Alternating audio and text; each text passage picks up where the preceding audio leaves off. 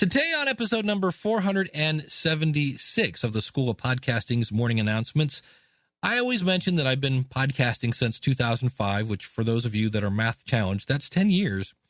And I've seen a lot of things come and go. And one of the things that comes and goes a lot is the quote, resurgence of podcasting that happens about every 2 years. And really, it's not a resurgence in podcasting. It's a resurgence in media coverage.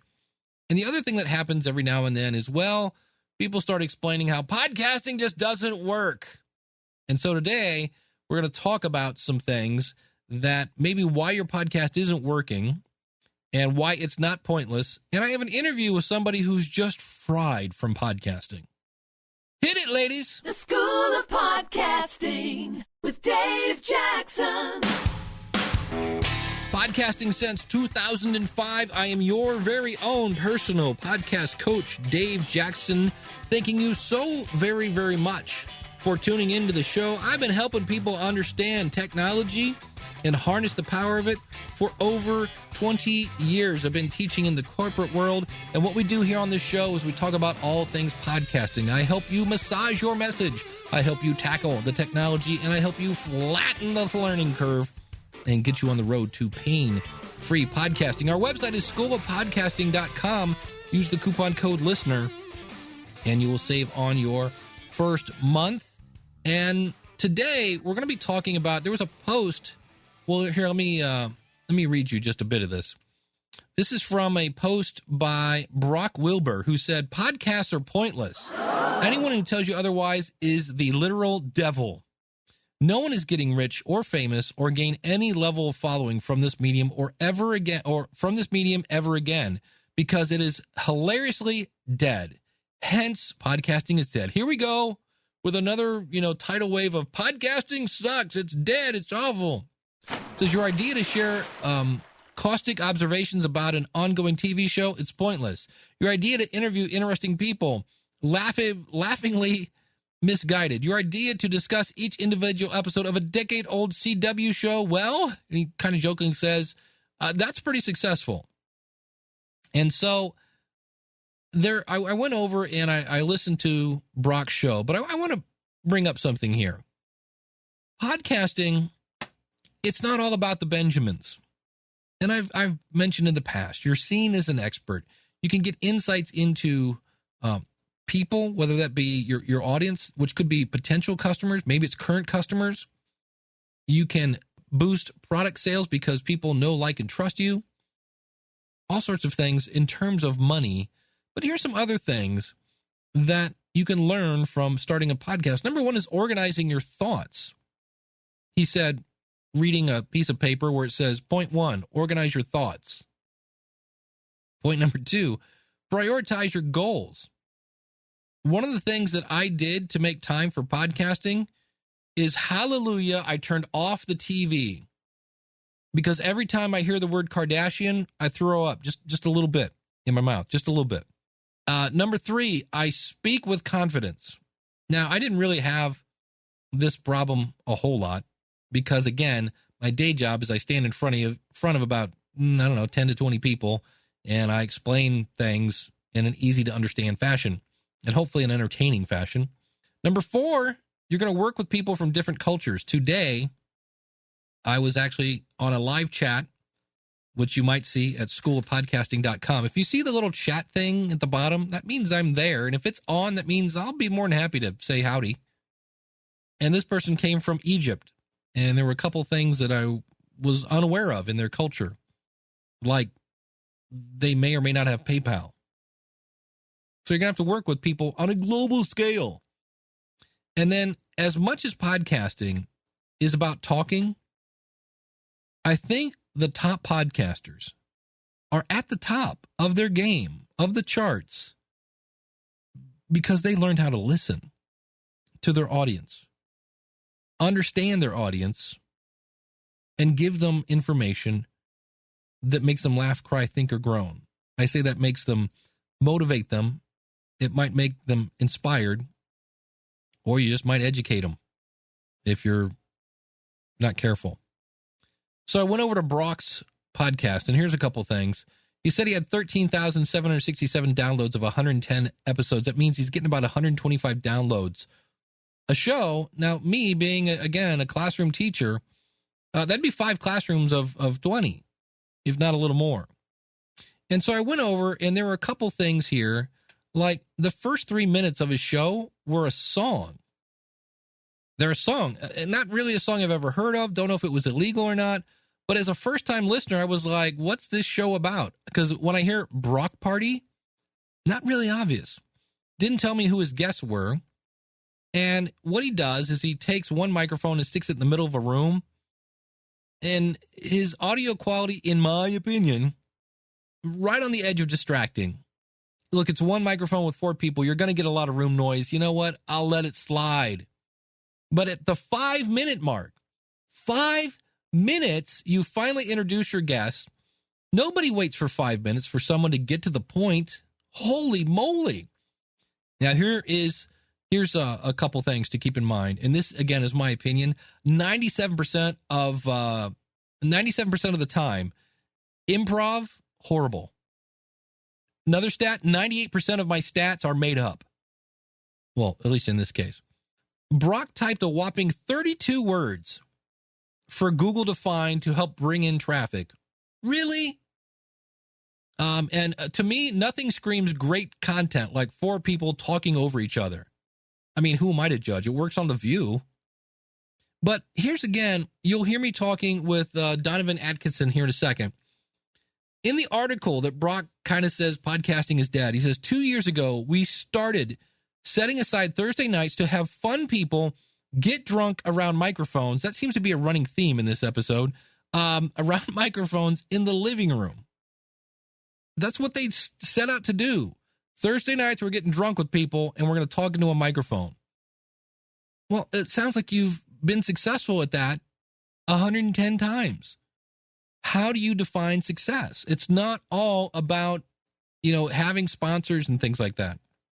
The one thing that really, really confused me about this article, and I think it was just, and you're going to see these, people will type an article that says, podcasting stinks, just to have every podcaster jump out of the woodwork and go, you're an idiot. And yeah, they have hooked me in. Brock Wilbur has a great looking website, but instead of adding the podcast to his website, which probably has a fair amount of, traffic to it, he sent them to a horrible looking, again, my opinion, Podbean site, very remnant of like late MySpace.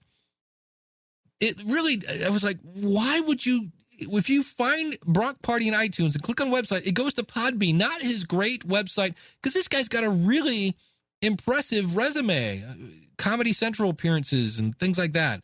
So here's what I would do if I was Brock, because I'm not here to just bash people. That's not very nice.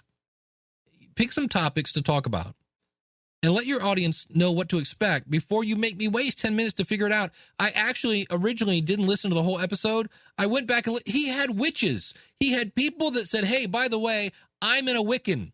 I'm a whatever that is. I'm a witchy whatever. I got a broom. I'm good to go.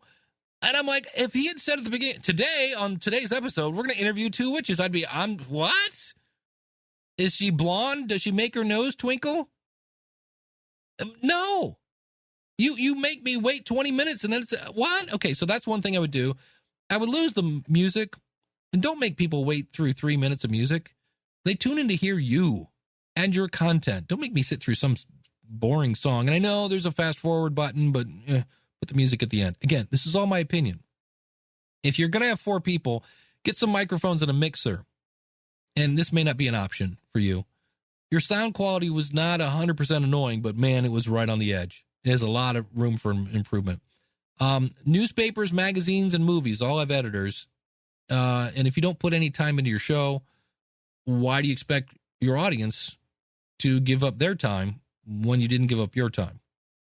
That's just my whole thing on editing. I think everybody can benefit from some editing. I realize some of us don't have the time. And again, it's his show. It's improv. He just wants to record it, put it out. This is what I would do. Put the podcast on your website. It's super easy to embed audio and put it on another website. It doesn't have to be on that website. The traffic from your website will drive downloads. And for those that like your show, they might tell their friends They might review you in iTunes and help you grow your audience. The website you sent them to did not have a button to subscribe in iTunes. Really?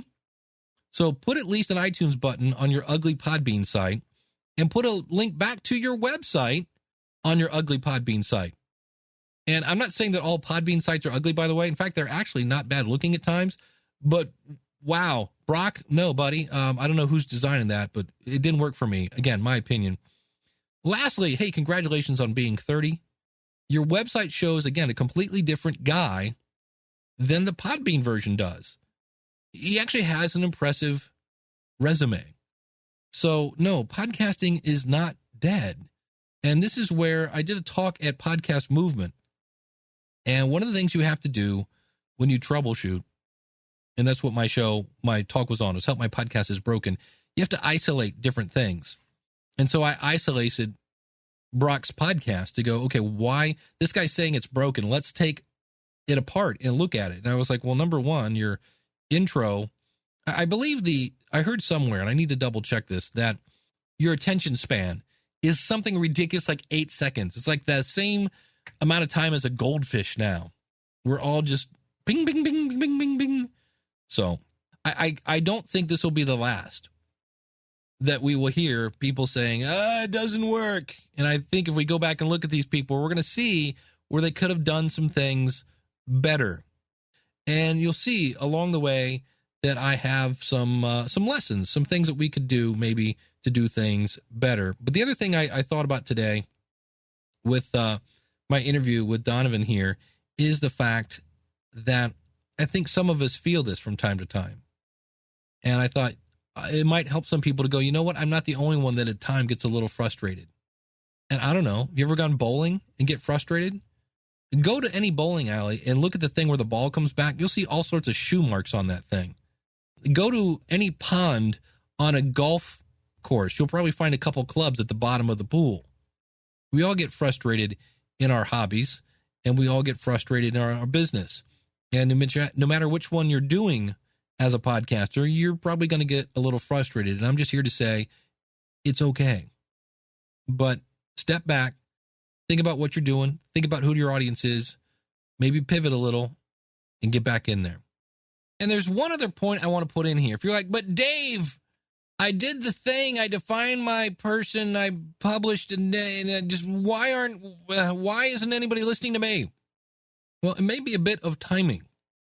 Have you ever heard of the TV show called Action? It was back in the day, 1999. It was on Fox. It starred actor/comedian, now podcaster, Jay Moore. And I mean, the critics love this thing. It was about Hollywood. It was way over the top. I think it actually, if you can have like an R rating in TV, it had that. Now, you probably go, Dave, I've never heard of this show. But I bet you've heard of Chicago Hope. I bet you've heard of Charmed. And I bet you've heard of this TV show, Who Wants to Be a Millionaire? Those are the shows that Action was up against. And that's one of the reasons why it lasted one season. Wasn't that the show was awful. Wasn't that the show, it just bad timing. And in some cases, that may be it. So here is my conversation with Donovan Atkinson. And I'll put links to everything we talk about out in the show notes at schoolofpodcasting.com/476. This podcast is part of the Power of Podcasting Network. Find it at powerofpodcasting.com. Changing the world, one download at a time. I want to thank Joe Taylor. He does the podcast On Faith's Edge at onfaithsedge.com. He was out Saturday morning when we do the Ask the Podcast Coach show. We do that live every Saturday at askthepodcastcoach.com/live. And of course, you can hear it later on iTunes.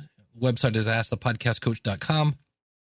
And Joe said, hey, have you heard this post from Donovan Atkinson? Now, I've had Donovan on the show before when he released his book where he'd been podcasting for a year.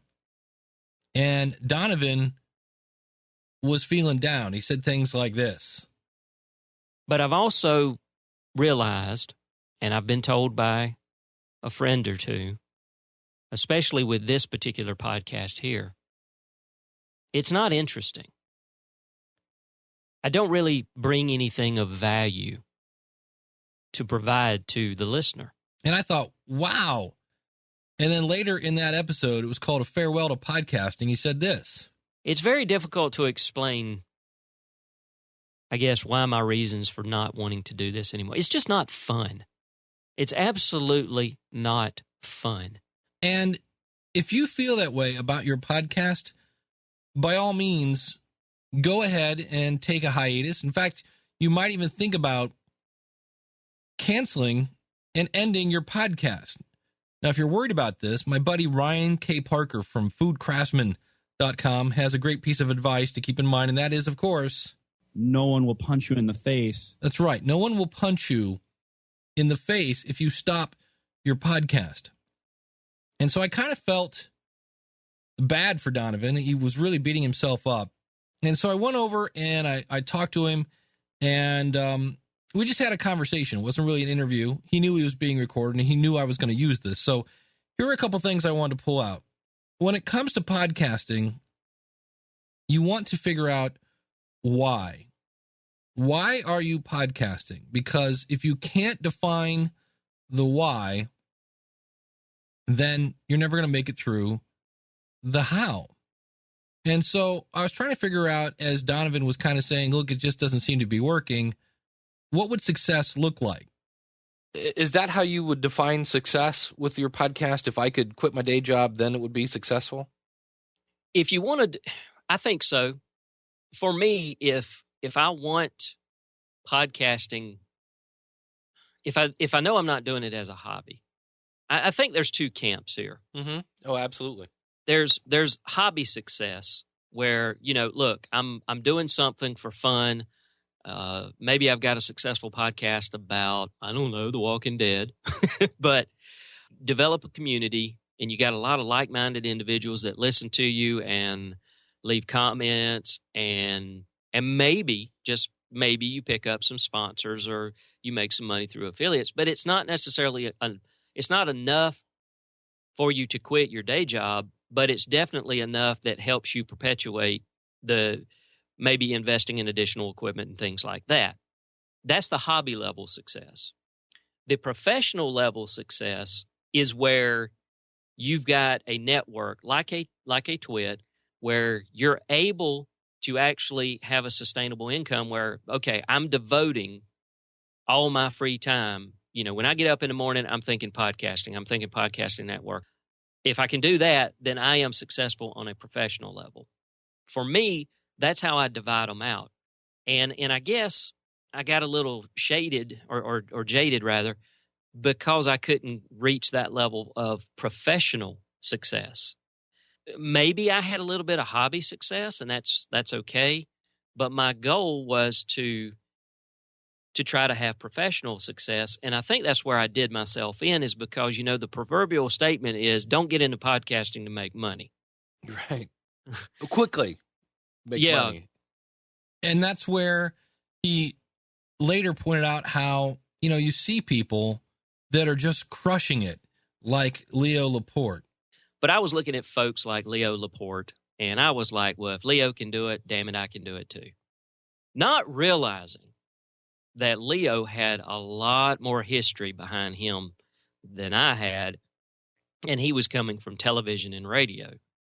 So around about episode 61 or 62, along that line around 2012, and this is really no secret for those people that know me, I like to drink, okay? And sometimes I get what most people get when they drink, and they get a little boisterous, and, well, you just let things fly. That's and right. So 10 feet tall and bulletproof is what I used to call it. That's right. That's right. So I was there was a Saturday afternoon that I was knocking back a few rum and Sprite or something, and I was like, I need to speak my mind. And so I did. I came out to the studio, fired up the live stream, and I talked about everything from politics to racism to religion. And subsequently, by the next Wednesday, I was fired. You may have freedom of speech in this country, but what most people don't understand is freedom of speech only protects you from government retaliation. It does not protect you from the company you work for and their retaliation. You hit all three things that you're not supposed to talk about. Mm-hmm. So yeah, and I was making $70,000 a year. Ouch. When I was talking to Donovan, he'll be the first to say, look, man, I'm human. And so we're not here to judge at all. But you'll hear him later say he doesn't do that anymore. And so he actually started a show, and it actually had some commercials. And you mentioned commercials. So did you actually go out and find some sponsors, or? No, what I did was I cut my own commercials where I was, and they were basically commercials that sent people to affiliate links. Got it. And, like Amazon Prime, go there. Another one was Music Radio Creative. Mm-hmm. Go there if you want embeds and stuff like that. And, of course, one or two of them would promote other podcasts like my wife's podcast and stuff like that. Did that seem to work okay, or? Yeah. I mean, I didn't become a millionaire, but, right. I saw a little bit of revenue come off of it. Okay. And I guess my big hang-up is, and it's not that I want to be that guy that has to have the pat on the back to say, hey, you're doing a good job, because I'm not. But when you get to the point where you feel like you're shouting into the void and nothing's coming back, you start questioning the validity of what it is that you're doing.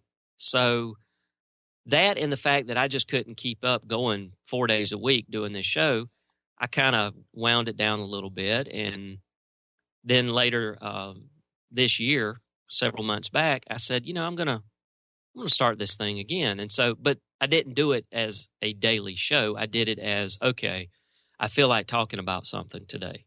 So sometimes I do 2 episodes a week. Sometimes I do 1. Sometimes I do 1 every 2 weeks. So here's the interesting thing. I believe Donovan has always done live shows. And the beauty of that is it's your show. You can do it whatever you want, but you can hear he got all gung-ho and 4 shows a week live. And that'll burn anybody out. So the beauty of podcasting is, to use a buzz phrase, you can pivot. You can pivot and change your format, change your schedule.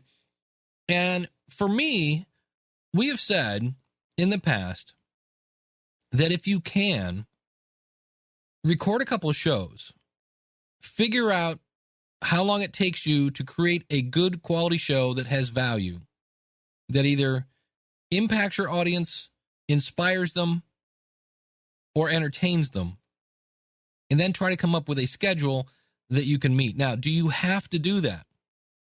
No. You can put out a show whenever you want. Dan Carlin, who before President Obama was on Mark Maron's show, held the record for the most downloads in I think it's 24-hour period, does a show about every other month, and they're like 3 and 4 hours long because they're phenomenal content. And so, but when you can have a schedule where people can count on you, then you become part of their routine.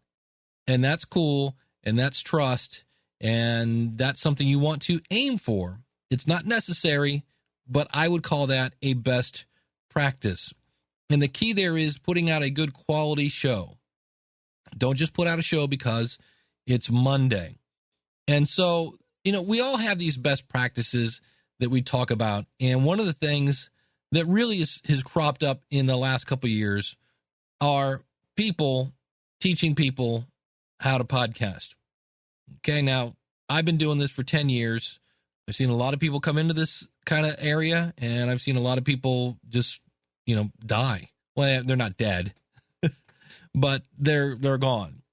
It's not an easy thing to do.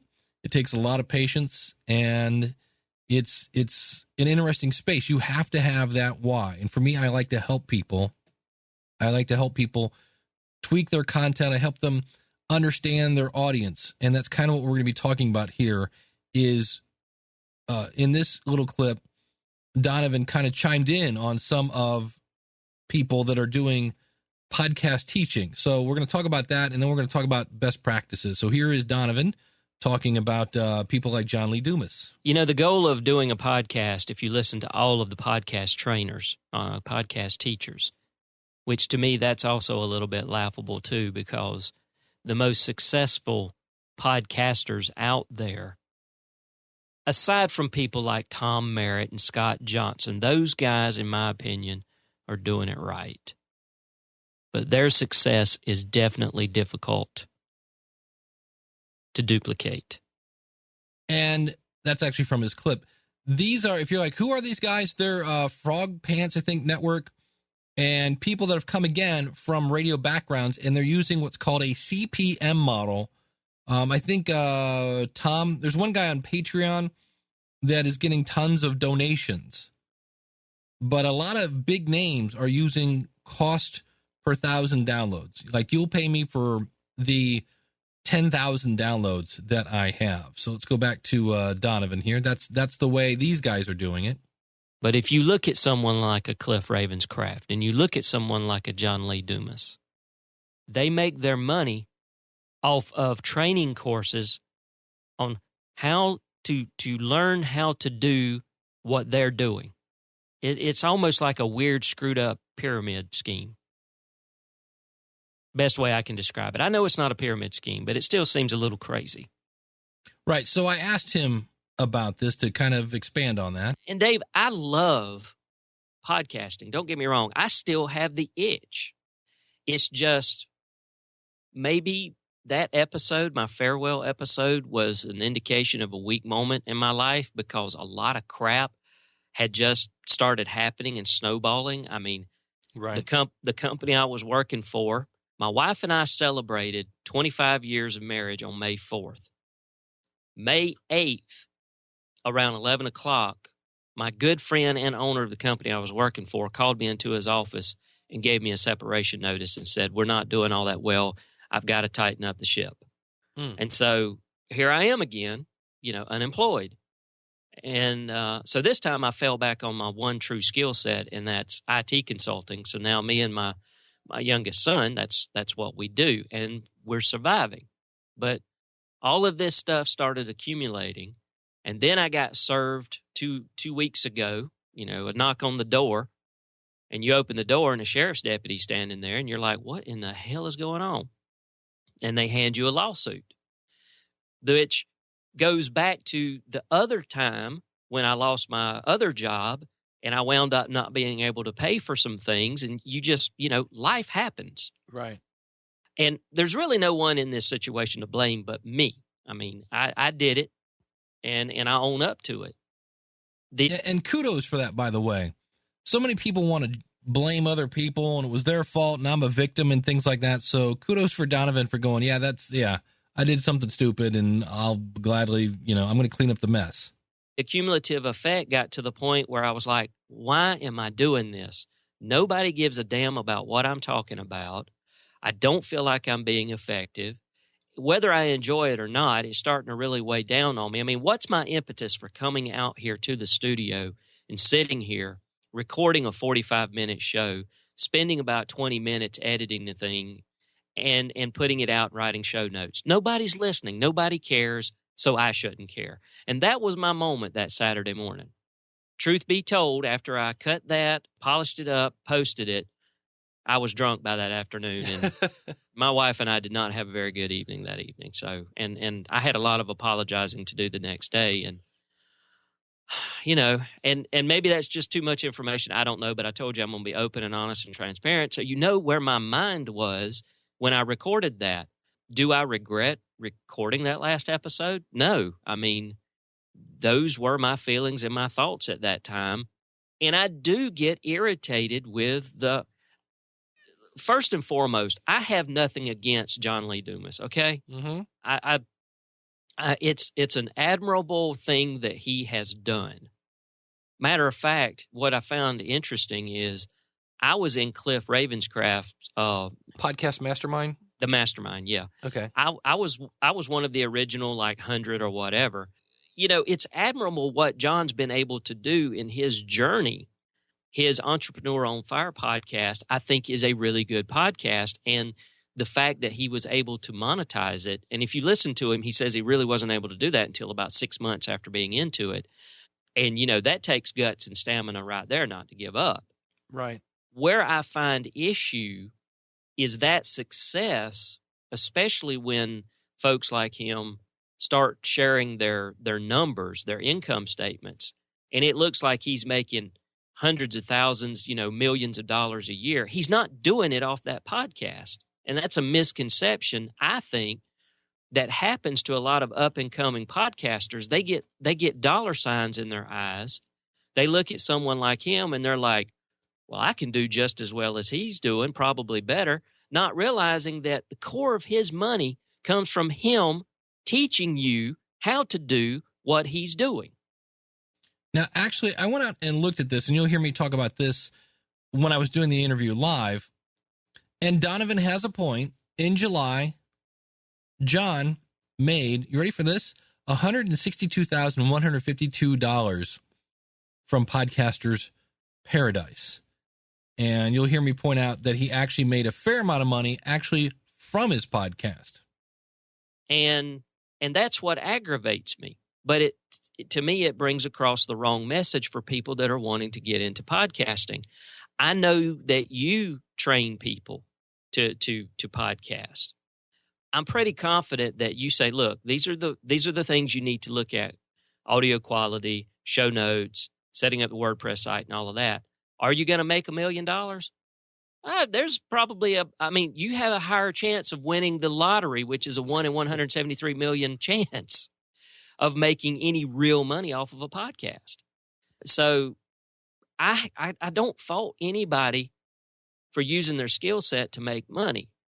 It's just, I know that I'm not alone in this camp. There are those, the phrase I hear in some cases are snake oil salesmen, where people are coming out and they're forgetting to say all the hard work that's involved. And they just say, if you just do this, pennies from heaven will fall, followed by millions of dollars. And I'm actually looking at John's website. He made $162,000 in July. He did make from his podcast $110,000 in that's more than I make in a year. He made that in July. And the thing I always like to point out, you brought up that he made 6 months of shows. Those are daily shows. Mm-hmm. And I always like to tell people that's 3.5 years if you do a weekly show, because he does a daily show. Yeah. And that's one of those things that I think people see the dollar amounts and they forget to do the math in some cases. Yeah. And he batches them. And I think he's got a really good system the way he does it. He does 7 podcasts. He records 7 podcasts on a Monday. Yeah. And that's why I always tell people I did a article on this in Pottertainment magazine. John came back from, it was either Iraq or Afghanistan, I forget which one, where he had been getting paid to be in the Army, but there's not a whole lot of places to spend it over there. So he had a lot of money in the bank. He had, he didn't have a job when he came back. He doesn't have any kids. He doesn't, he has a girlfriend, but, he doesn't have the same scenario that a lot of people do. And that's one of the things that he had that allowed him to, he's such an Energizer bunny, and he took his discipline from the Army. And so then I talked to a guy who's got 4 kids working 40 hours a week with a wife and, a sick parent or something, and they want the same kind of results. And I'm like, well, wait a minute, hold on. John's hitting from, if this is a game of golf, John's hitting from a completely different set of tees, and you're trying to get the same exact results. And that's just not a fair comparison. Happen. Yeah. And that's true. It's everybody has to take their particular circumstances into effect. Exactly. And so I've said that before about, John's hitting from a different set of tees. The other thing is John was original. And the thing I was thinking about this the other day, why the show Entrepreneur on Fire works. And this, if you never listened to it, John asked the same 6 or 7 questions. But those 6 or 7 questions they peel back a completely unique story from every single guest. So while the questions are the same, the stories are always different, and they're compelling stories. So I think the guy's a genius at times. I'm like, did he do that on purpose? Did he know it was going to work? I don't know. It was really, really cool. And so Donovan has mentioned he was in Cliff Ravenscraft Mastermind. And I know John, if you listen to John's free podcast course, there's a whole bunch. One of the first steps we say in developing a podcast is to figure out who your audience is. Because if you don't know who your audience is, how are you going to create content that impacts, inspires, or educates them? And so I asked Donovan about this. Did you actually go through any kind of exercise like that to kind of figure out who you were talking to? Or Cliff tried to help me with that during the mastermind, because at that time I was doing the South Geek show, and I told him that our numbers were, and I know, we all come back to, well, don't pay too much attention to the numbers. But you may not have to put everything on the numbers, but you got to pay attention to them. At least I believe you do. And well, yeah, they are an indicator of if things are working or not. Yeah. So. And so that's one of the things that he tried to help me figure out is, who is it that I was targeting? What was my target audience? And I guess with the Donovan show, my target audience was basically Generation Xers, people that were in my age group, and, the people that I went to school with. And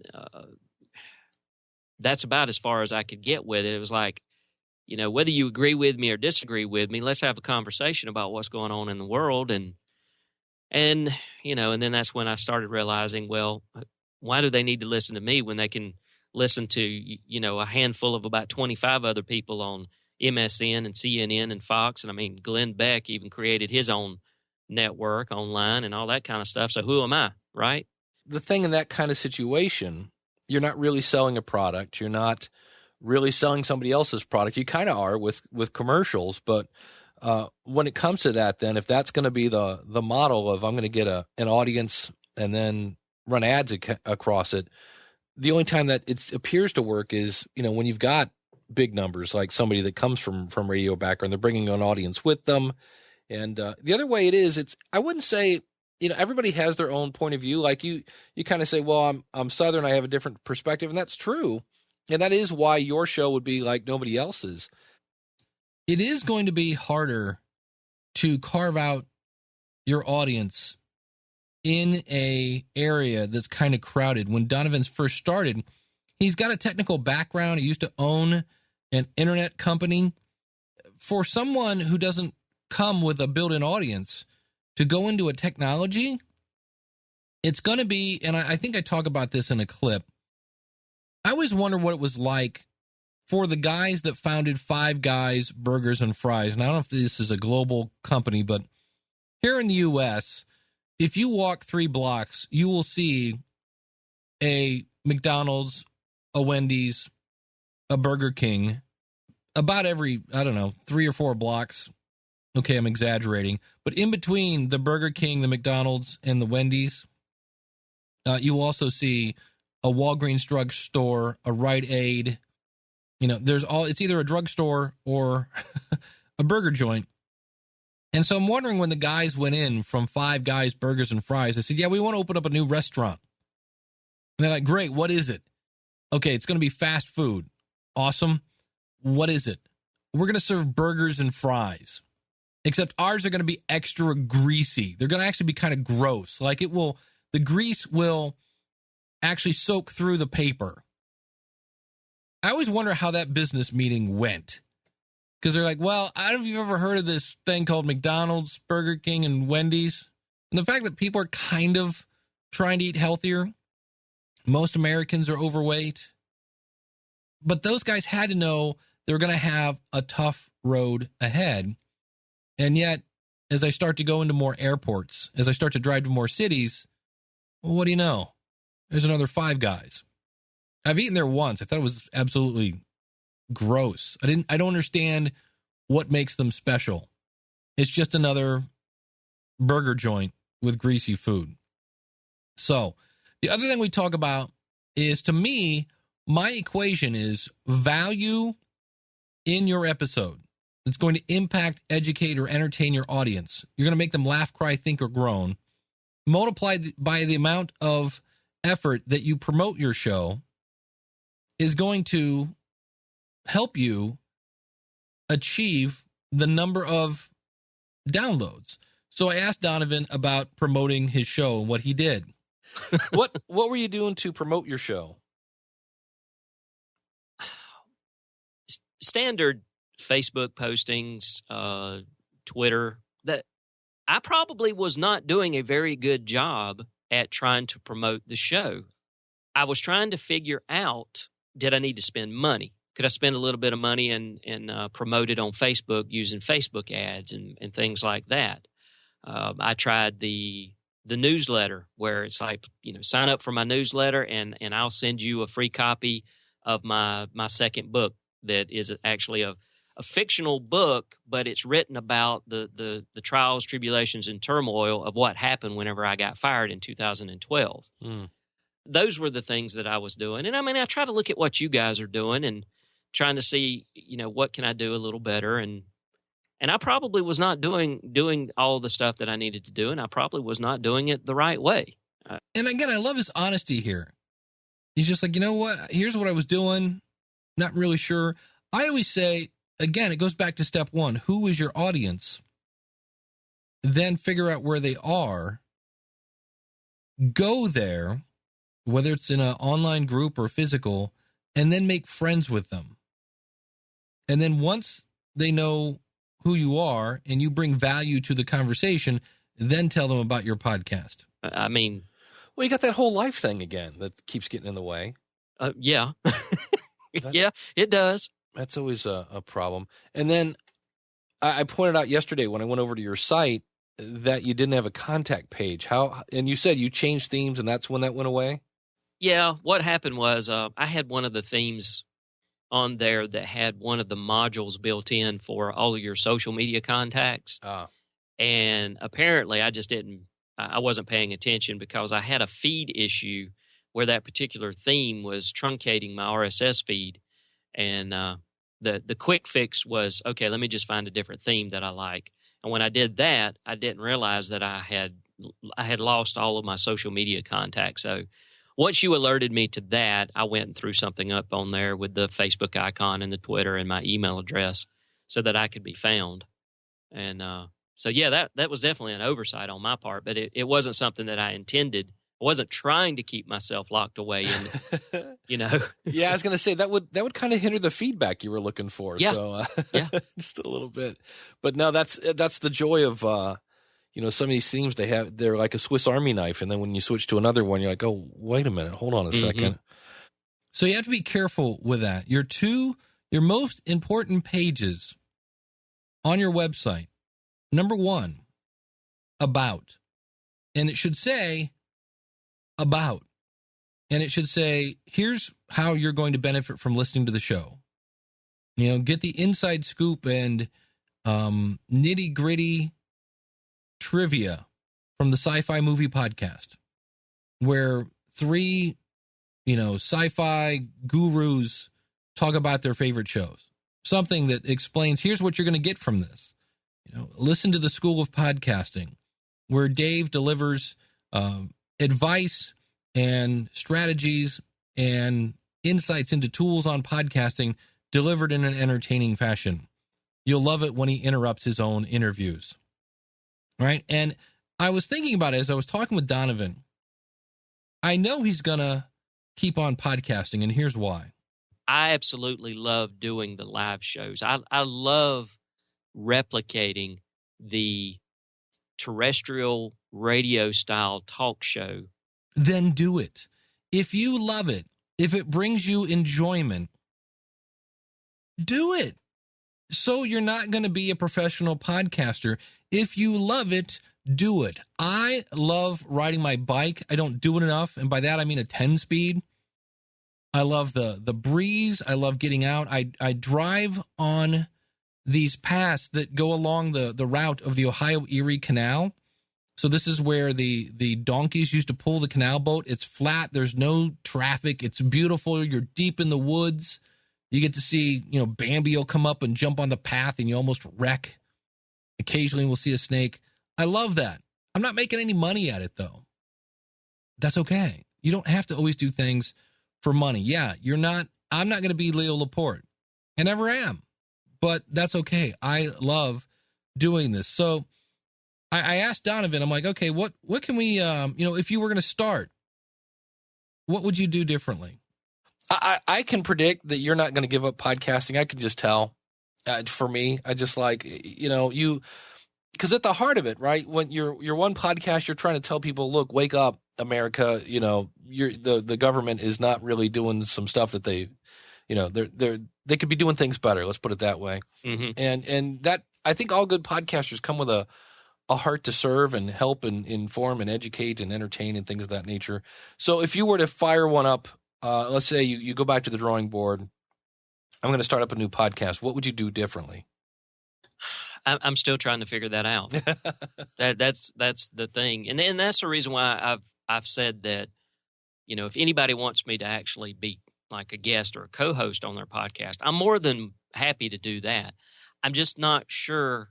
I'm so afraid now of creating something that 20, 25 episodes in, I'm just duplicating the same thing that I had done previously, and I haven't quite figured it out. And remember, if you do that and it doesn't quite work out, no one will punch you in the face. Exactly. So that's kind of the $1 million question for me, Dave, is I don't know what I would do differently. I felt like I was doing everything that I needed to. Like I said, I probably wasn't marketing it correctly or trying to develop that community. But I don't know. It's something that I keep rattling around in my head because I don't want to leave this. Right. But I don't. Nobody just. I guess it's human nature that we all want to be noticed. Sure. And we come out of the womb crying. That's true. Notice me, baby. I'm here. That's right. And so that's the biggest thing. I don't know. I'm hoping that, like I like to joke that whenever I can't remember things, I say, well, I've just issued the SQL query in my brain. Eventually it'll figure it out. So I'm hoping that I'll wake up one morning and, the universe will slam me in the forehead and go, idiot, this is what I've been trying to tell you. This is what you need to do. And that may be it. It may just be that you need to take a break for a little bit and go back and go, maybe I need to design my avatar a little more. Maybe I need to figure out where my actual audience is. Maybe I need to niche down a little bit. And so, again, we kind of asked him, well, what lessons did you learn then along the way? I wanted to call you just to say, don't beat yourself up. It's okay to step away when life happens, man. It's not that big a deal. You'll be all right. You'll land on your feet. You always have, sounds like it. So, and you've learned not to maybe have a one extra and hit the microphone. That's right. That's right. I've somewhat created a rule for myself that I don't come out here after tying one on and get on the microphone anymore. Yeah, that would be.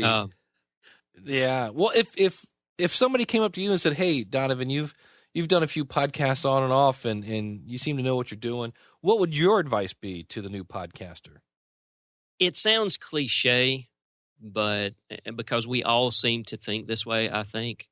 But my advice would be, well, make sure that whatever it is that you want to do the podcast about is something that you're really interested in.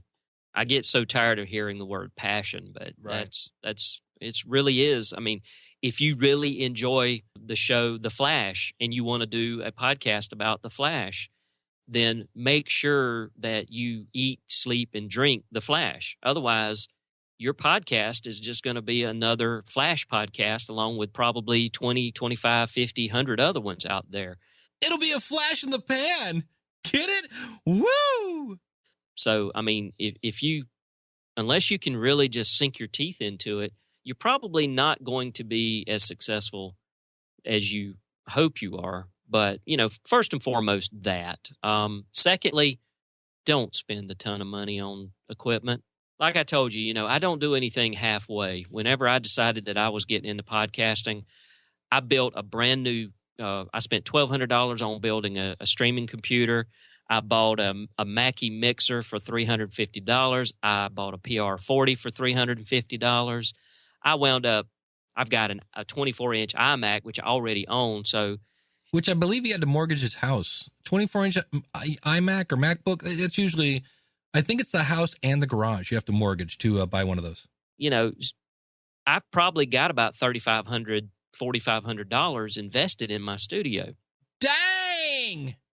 When I could have just simply started with a smaller mixer and a Audio Technica 2100 for $60. That's it. Because that's exactly what I bought my wife. When she does her podcast, she actually sits in our bedroom at her computer. Now listen to this. Look, I have nothing against a Heil PR40. I have said to myself, I have the microphone I'm talking into right now is an Electro Voice RE320. Sitting right next to me is the Audio Technica 2100. And yes, does this one sound better? Yes. Does it sound $300 better? No. And here, listen to what Donovan has to say. He's got a Heil. Now, usually when you say this, you have to do this. It's the Heil PR40. Right? It's so the Reverend PR40. Listen to what Donovan has to say. She originally started out with an AT2020, and, I soon realized that condenser microphones are not a friend to podcasters for most people. Yeah. So I got her the 2100, and she loves it. And that's what I would have done. Go with that microphone. I mean, I've got the SQU2 from Samsung. I've got one of those on my machine in the bedroom, so that occasionally if I want to call in to like Computers 2K Now or whatever, I don't have to come out to the studio and sit there, but I still got a good microphone. So that would be my second thing. Don't spend a ton of money on this, because there's a very good chance that after you've done about 10 episodes, you're going to go, this ain't for me. And at least you've got only maybe a couple of $100 invested, not a few thousand. What I always say, unless you're using a stick microphone, one of those that came with the laptop, that, going from an Audio Technica 2100, which is like a $60 microphone, to a Heil PR40 is not really going to get you a whole lot more listeners, because they don't sound that different. No, that's true. It's the content. There are certain times where I've actually listened to things that I've recorded on the Samsung microphone versus the PR40, and I've actually liked the way it sounded on the Samsung better. Yeah, everybody has a different voice and different tones and things like that. So yeah. All right, man. Well, hey, I wanted to thank you for coming on and sharing your insights, and it sounds like you got a fun road ahead of you. So I wish you the best in everything that's coming up, and you're still here. You're just kind of taking a break, and that's okay. Yeah. I'm still here, so yeah, just say hi, and I appreciate it, Dave. I do. And so, thanks to Donovan. Again, I'll have links to all this out at schoolofpodcasting.com/476. And one of the reasons I wanted to talk to Donovan in person after listening to that was, number one, just to say, dude, it's okay. You've had things that have happened to you. The only thing that's missing in Donovan's life right now is a baby. Right? He's got lawsuits. He's got in the episode, he talked about how he's got some health issues, nothing too crazy, but coming on the way. And those are a little scary when you're a consultant and you no longer have health benefits. So the only thing missing is a baby, because those things, holy cow, babies are so selfish. They always want, like, feed me, wipe my butt, and then they're crying and you're like, really? Geez, they're just so needy. And so babies are really they're like the anti-podcast tool. Kidding, of course. But I think we've all been there. And I think when we compare ourselves to others is where we get on a slippery slope. Look, if I compare myself to John Lee Dumas or really anybody, you are doing yourself a disservice if you are doing it and saying, oh, I'll never be like that person. Well, I hope so, because you're you. And I want you to be you. And if it's making you feel bad, then don't do that. But I know that's easy to say, and it's another thing to do. But I like to provide a realistic point of view when it comes to podcasting. I am not a person that's going to say, just start talking into a microphone and people will heave large bunches of cash at you. Wheelbarrows will be dumped at your feet with 20s. And for the record, neither John Lee Dumas or Cliff Ravenscraft or Daniel J. Lewis or Ray Ortega or Michael Dell will tell you that. And if you're learning from somebody else that's not those guys, and they're telling you people will just, just talk into a microphone, that's all you, that's not true. It's a lot of work. But if you're ready to have some fun, to meet some people, like I mentioned at the beginning of the show, there are things that you can learn from podcasting, like how to organize your thoughts, how to prioritize your goals, how to speak with confidence, how to work with people from different cultures. I had a guy today on the live chat. You'll see that out at schoolofpodcasting.com from Egypt. That was a whole new culture I had to deal with. It was a little different. And really, for me, as much as podcasting is about talking, I think the top podcasters are at the top because they learned how to listen. They learned how to listen to their audience, find out what they needed, and then gave it to them. And I think you can do that. And as long as you're not in a giant hurry, and you just love to entertain people, and you just love to help people, and you just want to inspire people, it doesn't matter if it's 15 or 1,500, by all means, come out to theschoolofpodcasting.com. Use the coupon code LISTENER. You will not find that anywhere on the website, by the way. That's just for you for listening to the show. I deeply appreciate it. If you don't have a website yet, send me an email, dave@schoolofpodcasting.com, and put the subject line, Quick Start.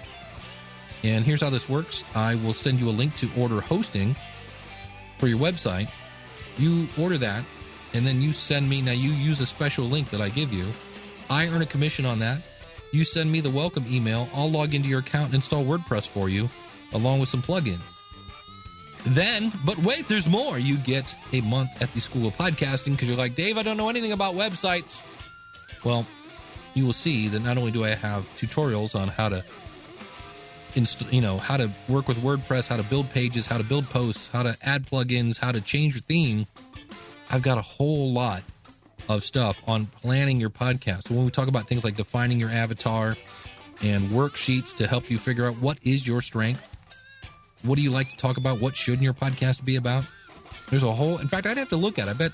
I bet the planning your podcast section is bigger than any other section in the School of Podcasting because that's the basement. So I hope you're interested in that. If you are, please come visit me at schoolofpodcasting.com. Thanks so much for tuning in. In the future, I'm going to be talking about a royalty-free music site that I have discovered. We're going to be talking about stalkers. Yeah. Dave's just doing a whole bunch to really just inspire people to start a podcast. Let's get people that are somewhat fried out by podcasting and then follow it up with an interview with a stalking expert. That's coming because we all talk about sharing ourselves with our audience, but when is sharing too much sharing? So we're talking about that, maybe some things we should think, never thought of it that way, and anything else that you would like to talk about. Join me out at schoolofpodcasting.com. All my contact, all the Twitters and the Facebooking and the everything else is out there. Thanks so much for tuning in. We'll see you again next week. Until then, take care. Class is dismissed, and God bless.